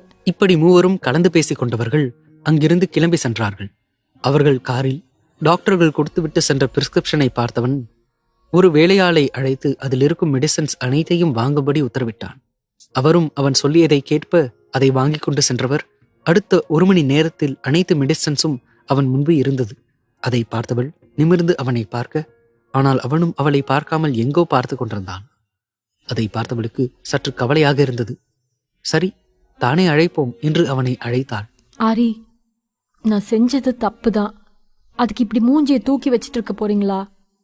ப்ளீஸ் ஆரி, பேசுங்க. இவள் பேசுவதற்கு அவன் செவிசாய்க்கவே இல்லை. ஏன், இவளை ஏறெடுத்து கூட பார்க்கவில்லை. அதில் ஏமாற்றம் அடைந்தவள் அவனை ஏக்கமாக பார்த்தாள். இப்படியே 5 நிமிடம் கடந்திருக்க தன் மனதில் ஒரு முடிவை எடுத்தவள், என்னதான் சின்ன காயங்களாக இருந்தாலும் உடல் கொஞ்சம் சோர்வாகத்தான் இருந்தது. அதனால் மெல்ல தட்டு தடுமாறி அவனிடம் செல்ல முயற்சித்தாள். ஆனால் அவள் காலில் சின்ன காயம் இருக்க அதில் கால் தடுக்கி கீழே விழப்போனாள். உடனே அவளை தாங்கி பிடிக்க அவன் மடியில் லாவகமாக அமர்ந்து கொண்டாள். இப்படி தன் மடியில் வந்து அமர்ந்தவளை பார்த்தவன் அவளை முறைத்து கொண்டிருந்தான். சாரி ஆரி, இனிமே இந்த தப்பை நான் எப்பவுமே பண்ண மாட்டேன். எங்க போனாலும் உங்ககிட்ட இன்ஃபார்ம் பண்ணிட்டு தான் போவேன். ப்ளீஸ் இப்படி இருக்காதீங்க, பேசுங்க ஆரி, எனக்கு ரொம்ப கஷ்டமா இருக்கு. அப்போதும் அவன் அமைதியாகவே இருந்தான். அதை பார்த்தவள் அவனை எப்படியாவது சமாதானம் செய்ய வேண்டும் என்று மனதில் முடிவெடுத்தாள். அவனிடம் இன்னும் நெருங்கியவள் அவன் இதழில் பட்டும் படாமல் ஒரு முத்தத்தை வைத்தவள் அவன் கழுத்தோரம் சென்று அவள் இதழால் வருடினாள். அதில் அவனின் ரோமங்கள் அனைத்தும் சிலிர்த்து அடங்கியது. இருந்தும் அவள் மீது இருந்த கோபத்தில் அப்படியே அமர்ந்திருந்தான். அதை பார்த்தவளுக்கு மிகவும் கஷ்டமாக இருந்தது. ஆரி, என்னை மன்னிக்கவே மாட்டீங்களா? அட்லீஸ்ட் என்கிட்ட பேசவாது செய்யலாம்ல. இப்படி அமைதியாவே இருந்தா எனக்கு ரொம்ப ரொம்ப கஷ்டமா இருக்கு ஆரி. கொஞ்சம் ஏதாவது பேசுங்க. அவள் உடைந்த குரலை பார்த்தவனுக்கு அதன் பின்புதான் கோபத்தை பிடித்து வைக்க முடியவில்லை. இருந்தாலும் அவன் மீது இருந்த கோபத்தை இவரிடம் சொன்னான். எதுக்கு ரோஷினி அவனை விட சொன்ன? உன்னை இந்த மாதிரி பண்ணவனுக்கு எதுவுமே பண்ண முடியலன்னு எனக்கு எவ்வளவு கோவமா இருக்கு தெரியுமா? நீ சொன்னங்கிற ஒரே காரணத்துக்காக தான் நான் அவனை உயிரோட விட்டுட்டு வந்தேன். இல்ல அங்கேயே கொண்டு புதைச்சிருப்பேன். உங்க கோபம் என்னன்னு எனக்கு புரியுது. ஆனா நான் ஏன் அவனை விட சொன்னேன்னா அவன் எனக்கு துரோகம் பண்ணியிருக்கலாம். ஆனா அதை விட நான் காலேஜ் படிக்கும்போது எனக்கு ஹெல்ப் பண்ணியிருக்கான். அந்த நன்றியை நான் மறக்கல. அதனால தான் விட சொன்னேன். அவன் என்ன துரோகம் பண்ணியிருந்தாலும். இவள் சொன்னதை அனைத்தையும் கேட்டவன், ரோஷினி, நீ ரொம்ப நல்ல பொண்ணு தெரியுமா? Episode 157 kiss fight. அவள் சொன்னதை கேட்டவன் அவள் மனம் எந்த அளவுக்கு தூய்மையானது என்று புரிந்து கொண்டான். சரி, இப்பவே டைம் ஆயிடுச்சு. சாப்பிட்டுட்டு டேப்லெட் போடணும். வா. சொல்லியவன் அவளை 2 கைகளில் ஏந்தி கொண்டு ரெஸ்ட் ரூமை நோக்கிச் சென்றான். அதை பார்த்து பதறியவள், ஆரி ப்ளீஸ் விடுங்க, நானே போறேன். இந்த கால்ல சின்ன அடிதானே, ப்ளீஸ் என்னை விட்டுருங்க, நானே போய்க்கிறேன். ரெஸ்ட் ரூம்குள்ளெல்லாம் வராதீங்க ப்ளீஸ். அவள் அவனிடம் கெஞ்ச அதை எதையும் காதில் வாங்காதவன் அவளை அழைத்து கொண்டு ரெஸ்ட் ரூமில் விட்டான். ஆனால் அவளுக்கு அவன் தன்னுடன் இருப்பதை நினைத்து கூச்சமாக இருந்தது. ஆனால் அவனும் அதை பற்றி எதுவும் கவலை கொள்ளாமல் உன் வேலைகளை பார் என்பது போல் பார்த்தான். ஆனால் இவள் தயங்கியபடி அப்படியே நின்றாள். இப்ப எதுக்கு இப்படி நிக்கிற? சீக்கிரமா ஃப்ரெஷ் ஆயிட்டு வா. இது உங்களுக்கே நியாயமா படுதா? தூக்கிட்டு வந்தீங்க சரி, இப்படி ரெஸ்ட் ரூம்லயே நின்னா நான் என்ன பண்றது? வெளியே போங்க, கூச்சமா இருக்கு. முடியாது. ப்ளீஸ் கொஞ்ச நேரம் வெளியே இருங்க, நான் ரெஸ்ட் ரூம் போயிட்டாவது கூப்பிடுறேன். சொல்லியவள் ஆணவனை வலுக்கட்டாயமாக வெளியே அனுப்பினாள். ஆனால் அவனும் நீ சொல்வதை எதுவும் கேட்க மாட்டேன் என்பது போல் அப்படியே நின்றான். நான் வேலையெல்லாம் முடிச்சிட்டு கூப்பிடுறேன், ப்ளீஸ் போங்க. அவனிடம் கெஞ்சியவள் ஒரு வழியாக வெளியே அனுப்பினாள். அதன் பின்பு ஃப்ரெஷ் ஆனவள் வெளியே வந்தாள். இப்ப எதுக்கு நீயே நடந்து வர? என்ன கூப்பிட்டுருக்கலாம் இல்ல? சொல்லியவன் அவளை மறுபடியும் கைகளில் ஏந்தி கொண்டு வந்து படுக்கையில் அமர்த்தினான். அவள் சரியாக கூட அமரவில்லை. அதற்குள் 3 வேலையாட்கள் உள்ளே நுழைந்தவர்கள் அவளுக்கு தேவையான உணவுகளை எடுத்து வந்தார்கள். அதை பார்த்தவளுக்கு என்னடா இது என்பது போல் இருந்தது. ஆரி, என்ன இது? தெரியல, உனக்கான சாப்பாடு. சொல்லியவன் அவர்களுக்கு கண்களால் செய்கை செய்தான். அவன் கண்ணசைவில் புரிந்து கொண்டவர்கள் அங்கு இருக்கும் டேபிளில் அனைத்தையும் வைத்துவிட்டு சென்றார்கள். அவர்கள் சென்ற பின்பு அவள் பக்கத்தில் வந்து அமர்ந்தவன் ஒரு பிளேட்டை எடுத்து அதில் அனைத்து உணவுகளையும் வைத்தவன் அவளுக்கு ஊட்டத் தொடங்கினான். இவன் செய்யும் அனைத்து வேலைகளையும் பார்த்தவளுக்கு ஒருபுறம் சந்தோஷமாக இருந்தாலும் இன்னொரு புறம் இவன் செய்யும் அனைத்தும் மிகவும் அதிகமாக தெரிந்தது. இருந்தும் அதை வெளிக்காட்டிக் கொள்ளாமல் அமைதியாக இருந்தாள். என்ன அப்படி பாக்குற? சாப்பிடு. சொல்லியவன் அவளுக்கு கொஞ்சம் கொஞ்சமாக உணவுகளை ஊட்டத் தொடங்கினான். அவளும் தன்னால் எவ்வளவு முடியுமோ அவ்வளவும் சாப்பிட்டாள். ஆனால் அவனும் அவள் வயிறு மட்டும் நிறையும் வரை ஊட்டவில்லை. அவள் தொண்டைக்குழி நிறையும் வரை ஊட்டினான். அங்கிருக்கும் அனைத்து உணவுகளையும் ஊட்டியவன் கடைசியாக மாத்திரைகளை எடுத்து அவளிடம் நீட்டினான். அதை பார்த்தவளுக்கு ஐயோ என்று இருந்தது. இப்பதானே இவ்வளவு சாப்பிட்டேன், உடனே டேப்லெட் போட சொன்னா என்னால எப்படி போட முடியும்? கொஞ்ச நேரம் கழிச்சு போட்டுக்கிறேன் ஆரி. அதெல்லாம் முடியாது. நீ டேப்லெட் போட்டாதான் உன்னோட ஹெல்த் ரெக்கவர் ஆகும். அதனால நீ முதல்ல டேப்லெட் போடு. கண்டிப்பா போடுறேன், ஆனா கொஞ்ச நேரம் கழிச்சு போட்டுக்கிறேனே ப்ளீஸ் பா. அவள் கியூட்டாக கேட்பதை பார்த்தவனுக்கு அவளின் செய்கை மிகவும் பிடித்திருந்தது. அதனால் சரி என்று சொன்னவன் அவளை அமைதியாக பார்த்து கொண்டிருந்தான். இப்படியே 10 நிமிடங்கள் கடந்திருக்க அவளுக்கு தர வேண்டிய மருந்துகள் அனைத்தையும் கொடுத்தான். இப்படி அன்று முழுவதும் அவனே அவள் அருகிலிருந்து பார்த்து கொண்டான். இவனின் செயல்களை அனைத்தையும் பார்த்தவளுக்கு தன்னவன் தனக்காக இவ்வளவு செய்கிறானே என்று அவன் மீது இன்னும் காதல் கூடியது. இப்படியே நேரங்களும் செல்ல அவளுக்கு தேவையான ஜூஸ், சூப், சாப்பாடு என்று அனைத்தையும் அவனே அவளுக்கு கொடுத்து கொண்டிருந்தான். அப்படியே இரவு பொழுது ஆனது. இவ்வளவு நேரம் நெருக்கமாக இருந்தவன் இப்போது தள்ளி செல்வதை பார்த்தவளுக்கு அவனின் நிலை புரிந்தது. அதில் ஒரு கள்ள சிரிப்பை அவனை பார்த்து சிரித்தாள். அவளின் சிரிப்பின் அர்த்தத்தை புரிந்தவன், என்ன சிரிக்கிற? உனக்கு உடம்பு சரியில்லைன்னு தான் விட்டு வச்சிருக்கேன். அதுக்கு தான் சிரிச்சேன். இந்நேரம் நான் நல்லா இருந்திருந்தா சும்மா இருந்திருப்பீங்களா? இந்நேரம் உங்க வேலையை காமிச்சிருப்பீங்கல்ல. ஆனா உங்களால எதுவுமே பண்ண முடியாம உட்கார்ந்துருக்கீங்கல்ல, அதை பார்க்கும்போதுதான் எனக்கு ரொம்பவே சந்தோஷமா இருக்கு. அவனை கலாய்க்கும் விதமாக சொன்னவள் சத்தமாக சிரித்தாள். அதை பார்த்தவன் மெல்ல அவளை நெருங்கி அவள் காதோரம் வந்தவன், ரொம்ப சிரிக்காத, அப்புறம் உனக்கு தான் கஷ்டமாயிடும், பாத்துக்க சொல்லினான். அவள் காது மடலை வருடியபடி அதில் அவளுக்கு கூச்சம் வர உடலை நெளிந்தாள். அவள் எப்போதும் வீட்டில் இருக்கும்போது கம்ஃபர்டபுளாக இருக்க வேண்டும் என்று டிஷர்ட் அணிந்திருப்பாள். இவள் நெளிந்ததும் அந்த டிஷர்ட் கொஞ்சம் அவள் அங்கங்களை வெளிக்காட்ட ஏற்கனவே அவள் மீது பித்து பிடித்திருந்தவனுக்கு அவள் அங்கங்கள் விருந்தாக மெல்ல அவள் இடையில் கைகளை பரப்பினான். இருந்தும் அவளுக்கு உடல்நிலை சரியில்லை என்று நினைத்தவன் அதை தொட்டு உணர மட்டுமே எண்ணம் கொண்டு அவள் இடுப்பு வளைவில் கை கொண்டு வளைத்தவன் தன்னோடு அணைத்தபடி கட்டிலில் படுத்தான். இவனின் தொடுகை பெண்ணவளுக்கு கூச்சத்தை எழுப்ப மீண்டும் நெளிந்தாள். அவள் நெளிய நெளிய அவன் கைகள் அவள் உடலெங்கும் பரவ ஒரு கட்டத்தில் அப்படியே அவனை பார்த்தபடி இருந்தாள். அவனும் என்ன என்பது போல் கேட்க, இவளும் இது என்ன என்பது போல் பார்த்தாள். நீ இப்படி நெளிஞ்சுக்கிட்டே இருந்தனா அதுக்கு நான் பொறுப்பில்ல, பாத்துக்க. உடம்பு சரியில்லைன்னு நானும் ரொம்ப கண்ட்ரோல் பண்ணிக்கிட்டு இருக்கேன். ஆனா நீ என்ன ரொம்ப சோதிக்கிற. சொல்லியவன் அவள் இதழோடு இவன் இதழை வைத்து பூட்டினான். அதில் அவள் கண்கள் அகல விரிந்து அவனை பார்த்தது. அவனும் கண்களில் குறும்போடு அவளை பார்த்தவன் அவளின் இதழை இம்சிக்கத் தொடங்கினான். இவனின் இம்சைகளை தாங்க முடியாமல் அவள் அகண்ட விழிகள் மெல்ல மூடியது. அதை பார்த்தவன் இன்னும் முத்தத்தின் அழுத்தத்தை கூட்டினான். இவனின் வேகத்தை தாங்க முடியாதவள் மெல்ல முணங்கத் தொடங்கினாள். அவளின் முனங்கல் ஒளி அந்த அறை முழுவதும் பரவியது. அதை கேட்டவன் இன்னும் அவள் இதழில் ஆளுமையோடு தன் இதழை பதித்துக் கொண்டிருந்தான். ஒரு கட்டத்தில் பெண்ணவள் கைவிரல்கள் அவன் பின்னந்தலையை ஓத அதில் சொக்கிப்போனவன் இன்னும் அவள் இதழில் மெல்லிசை தீட்டத் தொடங்கினான். என்னதான் இது இதழ் முத்தமாக இருந்தாலும் 20 நிமிடமும் எந்த காமமும் இல்லாமல் காதல் மட்டுமே இருவரையும் ஆண்டு கொண்டிருந்தது.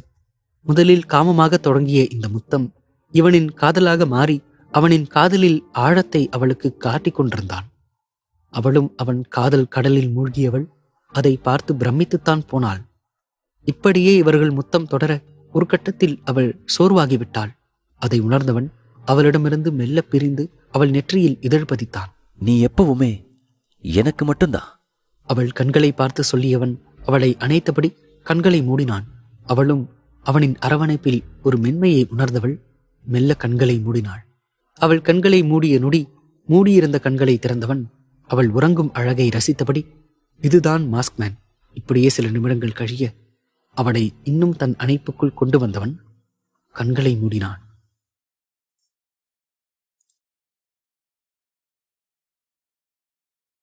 மறுநாள் காலை ரிஷி நன்றாக உறங்கிக் கொண்டிருக்க அப்போது அவன் அறையின் கதவு தட்டப்பட்டது. தூக்க கலக்கத்தில் வந்து கதவை திறந்தவனுக்கு எதிரில் ராகவ் நிற்பதை பார்த்தான். டேய், ஏன்டா வந்து டிஸ்டர்ப் பண்ற?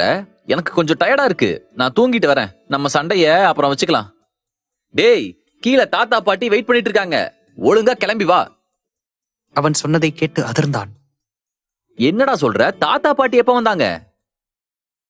அவங்க 2 பேரும் காலையிலேயே வந்துட்டாங்க. உனக்காக தான் வெயிட் பண்ணிட்டு இருக்காங்க. உன்கிட்ட ஏதோ ஒரு முக்கியமான விஷயம் பேசணுமா? சொல்லியவன் அவனை பார்த்து சிரித்தான். அவன் சிரிப்பில் ஏதோ வித்தியாசம் இருப்பதைக் கண்டான். டேய், என்னடா ஒரு மார்க்கமா சிரிக்கிற? அது கீழே வா, உனக்கே தெரியும். சொல்லியவன் சிரித்தபடியே அங்கிருந்து சென்றான். அவனின் சிரிப்பு வில்லத்தனமாக இருப்பதை உணர்ந்தவன் அடுத்த 10 நிமிடத்தில் தன்னை சுத்தப்படுத்திக் கொண்டு கீழே சென்றான். இவனுக்காக அங்கு தாத்தா பாட்டி இருவரும் அமர்ந்திருந்தனர். அவர்களிடம் வந்தான். தாத்தா பாட்டி, எப்ப வந்தீங்க? நல்லா இருக்கீங்களா? இவன் நலம் விசாரிப்பதை பார்த்தவர்கள், எங்களை விசாரிச்சதெல்லாம் இருக்கட்டும், நான் டீனாவை பார்க்கணும். அவர் சொல்லியதை கேட்டு ஒரு நிமிடம் அதிர்ந்தவன் திரும்பி ராகவை பார்த்தான். ஆனால் அவன் இவனை பார்த்து நக்கலாக சிரித்துக் கொண்டிருந்தான். அவன் சிரிப்பை பார்த்ததுமே தெரிந்துவிட்டது அவன் எதற்காக சிரிக்கிறான் என்று. அதனால் அவனை மனதில் திட்டத் தொடங்கினான். ஏண்டா எரும மாடு, இங்க நான் மாட்டிக்கிட்டு முழிக்கிறேன், உனக்கு சிரிப்பு வேண்டியிருக்கா? இருடா, எப்பயாவது மாட்டுவல்ல, அப்போ உன்னை வச்சுக்கிறேன். இவன் மனதில் திட்டுவதை பார்த்தான் ராகவ். என்னடா மைண்ட் வாய்ஸ்ன்னு என்ன திட்டுறியா? நல்லா திட்டிக்கோ, எனக்கு எதை பத்தியும் கவலை இல்ல. ஆனா இப்ப நீ படப்போற அவஸ்தைய நினைக்கும் போது எனக்கு இன்னும் சிரிப்பாதான் வருது. அன்னிக்கே சொன்னேன், பொறுமையா சொல்லிடுன்னு. கேட்டியா? அனுபவி ராஜா, அனுபவி. மனதில் நினைத்தவன் மௌனமாக சிரித்தான் ராகவ். இவனின் மௌன சிரிப்பை பார்த்தவனுக்கு கடுப்பாக இருந்தது. நீ எல்லாம் ஒரு நண்பனா? என்னை எப்படியாவது காப்பாத்துவேன்னு பார்த்தா நீ பாக்குற லுக்லயே தெரியுதுடா என்னை எக்க எடுக்கட்டுனா போய் தொலைன்னு சொல்றேன்னு. அப்கோர்ஸ் நண்பா, சொல்லி கேட்கலன்னா பட்டு திருந்திக்கேன்னு தானே விட முடியும். ஐயோ, இவன் நேரம் காலம் பார்த்து காலம் வருவானே, பாட்டி கிட்ட என்னன்னு சொல்லிட்டு கிளம்புறது. இவன் யோசித்துக் கொண்டிருக்க அப்போது அவனை பார்த்து பாட்டி சத்தமாக அழைத்தார். அவர் அழைப்பில் நினைவுக்கு வந்தவன் போல் அவரை பார்த்தான் ரிஷி. என்ன பாட்டி, என்ன சொன்னீங்க? டேய், தெளிவாதானே இருக்க? தூக்க கலக்கத்துல எதுவும் இல்லையே? அப்படியெல்லாம் எதுவும் இல்ல பாட்டி, சொல்லுங்க. அவனை மேலும் கீழும் ஒரு மார்க்கமாக ஒரு பார்வை பார்த்தவர் நானும் உங்க தாத்தாவும் டீனாவை பார்க்கணும். அவளை ஃபோன் பண்ணி வர சொல்லு. இல்லைன்னா நீ போய் கூட்டிட்டு வா. அவர் சொல்லியதை கேட்டவனுக்கு ஐயோ என்று இருந்தது. அவன் முகத்தில் இருக்கும் அதிர்ச்சியை பார்த்த ராகவ் சத்தம் வராமல் வாயில் கை வைத்து சிரித்துக் கொண்டிருந்தான். அதை பார்த்தவனுக்கு கோபம் அதிகமாக வந்தது. இருந்தும் தாத்தா பாட்டி முன்பு எதையும் காட்டிக்கொள்ள முடியாது என்பதால் அமைதி காத்தான். டேய், என்னடா அப்பப்ப சைலண்ட் ஆயிடுற? உன்னை தான் கேட்டுட்டு இருக்கோம். நீ என்னன்னா இவ்வளவு அமைதியா இருக்க? ஏதாவது பதில் சொல்லுடா. என்ன சொல்வது என்று யோசித்துக் கொண்டிருந்தவனுக்கு அன்று சொல்லியது ஞாபகம் வந்தது. பாட்டி, டீனா இப்ப ஊர்ல இல்ல, அவங்க அப்பா அம்மாவை பார்க்க போயிருக்கா. அவ வர 2 நாள் ஆகும். தான் வாய்க்கு வந்த பொய்யை அவர்களிடம் சொன்னான். அதை பார்த்த ராகவ் வாய் பிளந்தபடி அவனை பார்த்தவன், அடப்பாவி, ஊர்ல இருக்கிற மொத்த கேப் மாதிரித்தனத்தையும் கத்து வச்சிருக்க போல. எப்படி போய் சொல்றியடா? உன்னையெல்லாம் போய் தாத்தா பாட்டி நம்புறாங்க பாரு என்பது போல அவனை பார்த்தான். அவன் பார்வையை உணர்ந்த ரிஷி, மவனே, ஏதாவது போட்டு கொடுக்கணும்னு நினைச்ச, அப்புறம் உன்னை தூக்கி போட்டு மிதிப்பண்டா. அவனை கண் அசைவில் மிரட்டிக் கொண்டிருந்தான் ரிஷி. ஆனால் ராகவோ போடா என்பது போல் அவனை பார்த்து கொண்டிருந்தான். இங்க பாரு, அந்த பொண்ணு வந்த உடனே வீட்டுக்கு வர சொல்லு. பேச வேண்டிய விஷயம் எல்லாம் நிறைய இருக்குப்பா. சொல்லியவர் தன் அறைக்கு சென்று விட்டார். அதை பார்த்தவன், பாட்டி, அப்படி என்ன பேசணும்? தாத்தா சொல்லிட்டு போறாரு. எனக்கு தெரியாம என்ன விஷயம் இருக்கு அவகிட்ட பேசுற அளவுக்கு? அவன் சொன்னதை கேட்டு அவனை ஒரு தட்டு தட்டியவர், டேய், எல்லாத்தையும் உன்கிட்ட சொல்லிட்டு செய்யணுமா? அந்த பொண்ணை ஊர்ல இருந்து கூட்டிட்டு வா. அப்ப தெரியும் உனக்கு என்ன விஷயம்னு. சரியா? அவர் சொல்லிவிட்டு சென்றார். அதுவரை மௌனமாக சிரித்துக் கொண்டிருந்த ராகவ் இப்போது வாய் விட்டு சத்தமாக சிரித்தான். அதை பார்த்த ரிஷிக்கு கடுப்பாக இருந்தது. டேய், இப்படி சிரிச்சு என்ன வெறுப்பேத்துன மவனே, என்ன ஆவன்னு எனக்கே தெரியாது பாத்துக்க. டேய், நான் என்ன ஆகுறேங்கிறதெல்லாம் அப்புறம் இருக்கட்டும். ஆனா 2 நாளைக்கு அப்புறம் நீ என்ன ஆக போறன்னு எனக்கு தெரியும். 2 நாள் கழிச்சு பார்க்கலாம். சரியா? உன்னோட நிலைமை இப்படியே இருக்கா இல்ல வேற மாதிரி இருக்கான்னு. சொல்லியவன் அங்கிருந்து சென்று விட்டான். அவன் சொல்லியதை கேட்ட ரிஷிக்கு அடுத்து என்ன செய்வதென்றே புரியவில்லை.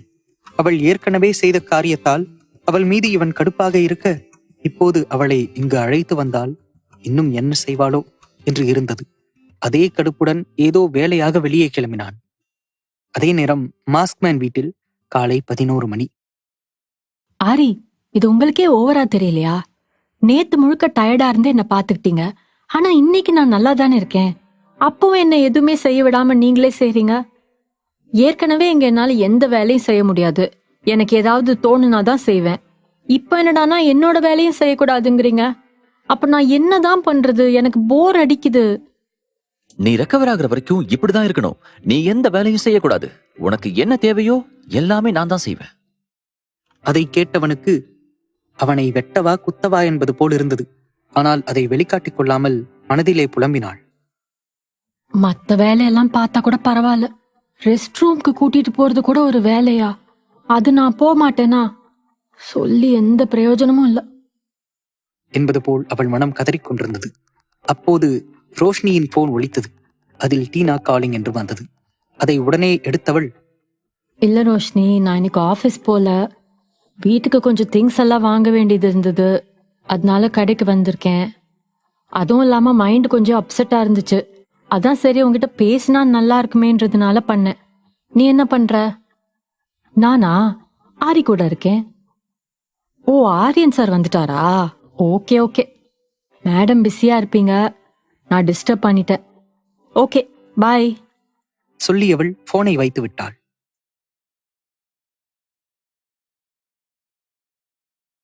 டீனா ரோஷினிக்கு கால் செய்திருந்தாள். ஆனால் அவளோ தான் மாஸ்க்மேன் கூட இருப்பதாக சொன்னாள். அதை கேட்டவள் போனை வைத்து விட்டாள். அப்போது ரிஷி அந்த பக்கமாக வந்து கொண்டிருந்தவன் டீனா போனில் பேசி சிரித்தபடியே நடந்து வருவதை பார்த்தவனுக்கு அன்று அவன் பண்ணியது, பாட்டி பேசியது, ஏற்கனவே ரோஷினியின் மீது கோபத்தில் இருப்பது, இது அனைத்தையும் அவளை பார்த்தவுடன் மொத்த கோபமும் அவள் மீது திரும்பியது. உடனே அவளை இடிப்பது போல் சென்று காரை நிறுத்தினான். இவள் போனை பேசிவிட்டு கட் செய்தவளுக்கு திடீரென்று தன்னை நோக்கி ஒரு கார் வருவதை பார்த்து பயந்து அம்மா என்று கத்தினாள். ஆனால் சில வினாடிகளுக்கு பிறகு தனக்கு எதுவும் ஆகவில்லை என்று உணர்ந்தவள் மெல்ல கண்களை திறந்து பார்த்தாள். அந்த கார் 1 அடி இடைவெளியில் நிற்பதை கண்டவளுக்கு கோபம் தலைக்கேறிவிட்டது. டேய், யாரா நீ? உன் கண்ணை எங்க வச்சு ஓட்டிட்டு வர? இது என்ன உங்க அப்பா வாங்கி விட்ட ரோடா? இவ்ளோ வேகமா வர, எதிரில ஆள் வர்றது கூட கண்ணுக்கு தெரியலையா? என்னடா நான் கத்திக்கிட்டே இருக்கேன், நீ இன்னும் உள்ள உட்கார்ந்துட்டு இருக்க? இறங்குடா வெளிய. இவள் கத்திக்கொண்டிருக்க மெல்ல காரின் கண்ணாடி கொஞ்சமாக இறங்கியது. அதன் வழியாக உள்ளே இருப்பது யார் என்று பார்த்தவளுக்கு ஐயோ இவனா என்பது போல் இருந்தது. அவனை பார்த்து எச்சிலை விழுங்கியவள் மனதில், ஐயோ, இவன் அன்னிக்கே படாத பாடுபடுத்தணும். இன்னைக்கு என்ன செய்ய போறானோ? எப்படியாவது இவங்கிட்ட இருந்து தப்பிச்சிடணும். தனக்குத்தானே சொல்லியவள் மெல்லமாக அங்கிருந்து நகர பார்த்தாள். அதை பார்த்தவன் அவளை சொடக்கு போட்டு அழைத்தான். ஐயோ, கூப்பிடுறானே, இன்னைக்கு என்ன 7:30 கூட்ட போறான்னு தெரியலையே. மெல்ல முணுமுணுத்தவள் அவனிடம் வந்து என்ன என்பது போல் பார்த்தாள். வந்து கார்ல ஏறு, உன்கிட்ட பேசணும். இல்ல இல்ல, இப்படியே சொல்லுங்க, எனக்கு கொஞ்சம் வேலை இருக்கு. உன்கிட்ட பெர்மிஷன்லாம் கேட்டுட்டு இல்ல, வண்டியில ஏறுறதுன்னா ஏறு. இருக்கும் கோபத்தை முழுவதும் அவளிடம் அவன் காண்பித்தான். அந்த கோபத்தை பார்த்தவளுக்கு அவனை பார்க்கவே கொஞ்சம் பயமாகத்தான் இருந்தது. சரி, என்னதான் சொல்கிறான் என்று போய் பார்க்கலாம் என்று நினைத்தவள், ஏன் இப்படி கோவப்படுறீங்க? வரேன். ரொம்ப கோவம் உடம்புக்கு ஆகாது, பாத்துக்கங்க. சொல்லியபடியே காரில் ஏறினாள். அவள் ஏறிய அடுத்த நொடி கார் மின்னல் வேகத்தில் பறந்தது. ஒரு 15 நிமிடம் பயணத்திற்கு பின்பு ஆட்களே இல்லாத இடத்தில் கார் வந்து நின்றது. அவளிடம் எதுவும் சொல்லாமல் கார் நின்றவுடன் இறங்கிவிட்டான் ரிஷி. ஆனால் இவளோ அந்த இடத்தை கேள்வியாக பார்த்தபடியே கீழே இறங்கியவள், இங்க எதுக்கு வந்தீங்க? இது சிட்டில இருந்து ரொம்ப தூரம் ஆச்சே. இவ்ளோ தூரம் வந்து பேசுற அளவுக்கு என்ன இருக்கு? இவள் கேள்விகளை அடுக்கிக் கொண்டே செல்ல அதில் கடுப்பானவன், இங்க பாரு, நீ கேக்குற கேள்விக்கெல்லாம் என்னால பதில் சொல்லிட்டு இருக்க முடியாது. இப்ப நான் இங்க எதுக்கு உன்னை கூட்டிட்டு வந்தேன்னா, என்கிட்ட வாங்கின பணத்தை எப்ப தருவன்னு கேட்க தான் கூட்டிட்டு வந்தேன். அதை கேட்டவளுக்கு ஐயோ என்று இருந்தது. என்ன நீங்க திடீர்னு இப்படி கேக்குறீங்க? நான் அவ்வளவு காசுக்கு எங்க போறது? அதுவும் இல்லாம நீங்க தானே என்னோட வண்டியை உடைச்சது. அதனாலதான் கோவப்பட்டு அன்னைக்கு அந்த மாதிரி நடந்துக்கிட்டேன். நீங்க பண்ணதும் தப்பு தான், நான் பண்ணதும் தப்பு தான். 2 தப்புக்கும் சரியா போயிடுச்சு. என்கிட்ட காசெல்லாம் கேட்காதீங்க. எப்படி மேடம், உங்க ஓட்ட வண்டியும் என்னோட காஸ்ட்லியான திங்ஸும் ஒன்னா? அந்த ஓட்ட வண்டியை உடைக்கும் போது உங்களுக்கு அவ்வளவு கோபம் வந்துச்சுன்னா அப்ப எனக்கு எவ்வளவு கோபம் வந்திருக்கும்? என்ன மேடம் சொல்லுங்க. நான் அதெல்லாம் அவ்வளவு ரேட்டா இருக்கும்னு அப்ப நினைக்கல. சும்மா ஷோகேஸ்ல வைக்கிற பொம்மைங்க தானேன்னு நினைச்சேன். ஆனா நீங்க சொன்ன போதுதான் தெரிஞ்சது எல்லாம் ரொம்ப காஸ்ட்லியான பொருள்னு. அவள் சொல்லியதை கேட்டு சத்தமாக சிரித்தான் ரிஷி. ஹலோ மேடம், நீங்க உடைக்கிறதுக்கு முன்னாடி தெரிஞ்சதோ இல்ல உடைச்சதுக்கு அப்புறம் தெரிஞ்சதோ, ஆனா தெரிஞ்சதுல எனக்கு என் பணம் வேணும். இவன் வார்த்தைக்கு வார்த்தை பணம் வேண்டும் என்று சொல்வதை கேட்டவளுக்கு ஒரு கட்டத்தில் கடுப்பு வர ஆரம்பித்தது. என்ன சும்மா இதையே சொல்லிட்டு இருக்கீங்க? நீங்க பண்ணதும் தப்பு தான். அப்படி இருக்கும்போது சும்மா என்ன மட்டும் தப்பு சொல்றீங்க? நான் என்ன பைத்தியமா? வேணும்னே உங்க வீட்டுக்கு வந்து எல்லா பொருளையும் உடைக்கிறதுக்கு? நீங்க என் வண்டியை உடைச்சிங்க, நான் உங்க பொருளை உடைச்சேன், அவ்வளவுதான். அதுக்கு எல்லாம் சரியா போச்சு. சும்மா பணம் கொடு பணம் கொடுன்னா எங்கேருந்து வரும்? இருந்தாதான் என்கிட்ட கொடுக்க முடியும். அப்படியே இருந்தாலும் உங்களை மாதிரி திமிர் பிடிச்சவங்களுக்கு எல்லாம் கொடுக்கணும்னு எந்த அவசியமும் இல்ல. சொல்லியவள் அங்கிருந்து 2 அடி எடுத்து வைத்தாள். அதை பார்த்தவன், என்ன மேடம் அவ்வளவு சீக்கிரம் கிளம்பிட்டீங்க? நான் இன்னும் பேசியே முடிக்கலையே, அதுக்குள்ள கிளம்புனா எப்படி? சரி, இல்லன்னா தாராளமா கிளம்புங்க. ஆனா நீங்க வீட்டுக்கு போய் சேர்றதுக்குள்ள உங்க வீட்டு வாசல் முன்னாடி போலீஸ் நிக்கும். அதை கேட்டவளுக்கு கோபமும் வெறுப்பும் ஒரு சேர வந்தது. இப்ப உங்களுக்கு என்னதான் பிரச்சனை? சும்மா போலீஸ் போலீஸ் போலீஸ்னு சொல்லிட்டு இருக்கீங்க. நீங்களே கொஞ்சம் யோசிச்சு பாருங்க. உங்க மேல தப்பா என் மேல தப்பான்னு உங்களுக்கே புரியும். அதை விட்டுட்டு என்ன ஒவ்வொரு முறையும் போலீஸ்ல புடிச்சு கொடுத்துருவேன்னு பிளாக்மெயில் பண்ணிட்டு இருக்கீங்க. ஏய், என்ன பார்த்தா எப்படி தெரியுது உனக்கு? பிளாக்மெயில் பண்ணி தான் காசை வாங்கணுங்கிற அவசியம் எனக்கு கிடையாது. ஜஸ்ட் ஒரு கம்ப்ளைண்ட் தான் கொடுப்பேன், நீ என் திங்ஸ் எல்லாம் உடைச்சிட்டேன்னு. அப்படி இல்லைனாலும் வீட்டுக்குள்ள பூந்து என்னோட ஆபீஸ் டேட்டாவெல்லாம் திருட பார்த்தேன்னு கம்ப்ளைண்ட் கொடுப்பேன். அதை கேட்டவளுக்கு இது என்ன புது கதையா இருக்கே என்பது போல் அதிர்ந்தாள். அவள் அதிர்ச்சியை பார்த்தவன், இது என்ன புதுசா இருக்குன்னு யோசிக்கிறியா? ஆமா, நான் ரெடி பண்ணது. பிளான் எப்படி இருக்கு? எப்படியும் உள்ள போனா ஒரு 4 வருஷம் களி திங்கிற மாதிரி இருக்கும். எப்படி வசதி? அவன் சொல்லியதில் அவளின் கண்களை அகல விரித்து பார்த்தவள், இது ரொம்ப அநியாயம். ஆமா, அநியாயம்தான். ஆனா உனக்கு வேற வழி இல்ல. இன்னும் 3 நாள்ல என் பணம் எனக்கு வேணும். சொல்லியவன் தனது காரை எடுத்துக்கொண்டு அங்கிருந்து கிளம்பினான். அவன் சொன்ன 3 நாள் என்று கேட்டவளுக்கு எப்படி தன்னால் பணத்தை கொடுக்க முடியும் என்று இவள் யோசிக்க, அந்த சமயத்தில் அவன் அங்கே இருந்து கிளம்பியிருந்தான். அவனின் கார் சத்தத்தில்தான் நினைவுக்கு வந்தவள். தன்னை இப்படி விட்டுவிட்டு செல்வதை பார்த்தவளுக்கு அவன் மீது ஆத்திரமாக வந்தது. எப்படியெல்லாம் மிரட்டி பணம் கேட்கறான் பாரு. இவன் பண்ணா சரி, நாங்க பண்ணா மட்டும் தப்பு. ஐயோ, இங்க இருந்து வீட்டுக்கு போகவே 3 மணி நேரம் ஆகும். எப்படிதான் 1/4 மணி நேரத்துல வண்டியை ஓட்டிட்டு வந்தானோ தெரியல. இப்படி நடு தெருவுல விட்டுட்டு போயிட்டானே. புலம்பியவள் கால்நடையாகவே நடந்து வீட்டிற்கு வந்தாள்.